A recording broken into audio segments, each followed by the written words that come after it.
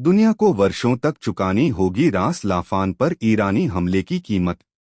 आसान नहीं होगी विश्व के सबसे बड़े एलएनजी टर्मिनल की मरम्मत। कई देशों की आपूर्ति पर पड़ेगा प्रतिकूल असर, विशेषज्ञ। लंदन। इसराइल अमेरिका के हमलों के जवाब में ईरान ने 19 मार्च को कतर के रास लाफान स्थित दुनिया के सबसे बड़े एलएनजी टर्मिनल को तबाह कर दिया। विशेषज्ञों का कहना है कि कई देशों को हमले की कीमत आगामी कई वर्षों तक चुकानी पड़ेगी। दरअसल दुनिया को तरलीकृत प्राकृतिक गैस एलएनजी की कुल आपूर्ति का 5वां हिस्सा यहीं से मिलता रहा है। यह टर्मिनल बुरी तरह क्षतिग्रस्त हो चुका है, जिसकी मरम्मत आसान नहीं है। ऐसे में भारत, चीन समेत कई देशों में एलएनजी आपूर्ति पर प्रतिकूल असर पड़ने की आशंका है। कतर में 295 वर्ग किमी क्षेत्र में फैले रास लाफान में गैस को तरल में बदलने वाले संयंत्र में लगी आग ने करोड़ों डॉलर का निवेश स्वाहा कर दिया। कतर एनर्जी के सीईओ साद शेरिदा अलकावी ने कहा कि हालात नियंत्रण से बाहर होने के कारण कंपनी को दीर्घकालिक अनुबंधों के तहत ऑर्डर की पूर्ति करने में सक्षम न होने की घोषणा करनी पड़ सकती है। इससे इटली, बेल्जियम, कोरिया व चीन को एलएनजी आपूर्ति 5 वर्ष तक प्रभावित हो सकती है।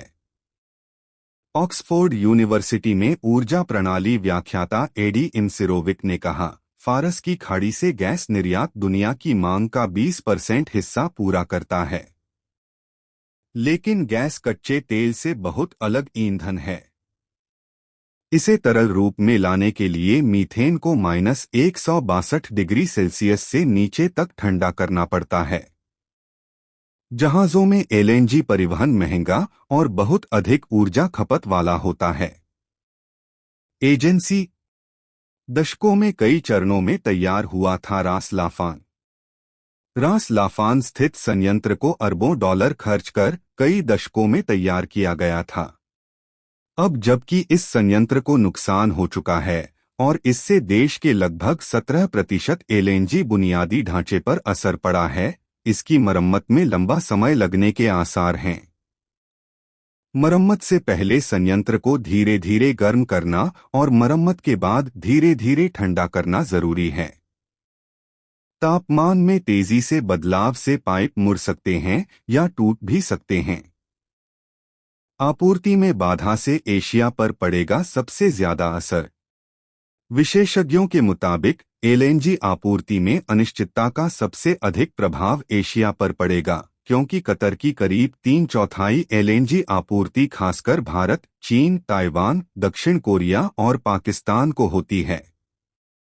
भारत 41% से ज्यादा एलएनजी आपूर्ति के लिए कतर पर निर्भर। वाणिज्य मंत्रालय के आंकड़ों के मुताबिक भारत अपने कुल एलएनजी आयात में करीब 41% हिस्से के लिए कतर पर निर्भर है। 2024 से 25 में भारत ने कुल 2.7 करोड़ मीट्रिक टन एलएनजी का आयात किया। फिलीपीन में राष्ट्रीय ऊर्जा आपातकाल की घोषणा।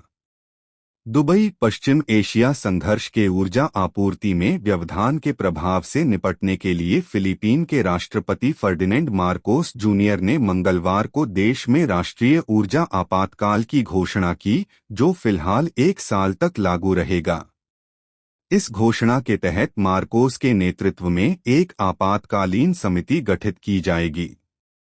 यह समिति ईंधन, भोजन, दवाइयों, कृषि उत्पादों और अन्य बुनियादी वस्तुओं की उपलब्धता और सुचारू वितरण की निगरानी और उपलब्धता सुनिश्चित करेगी।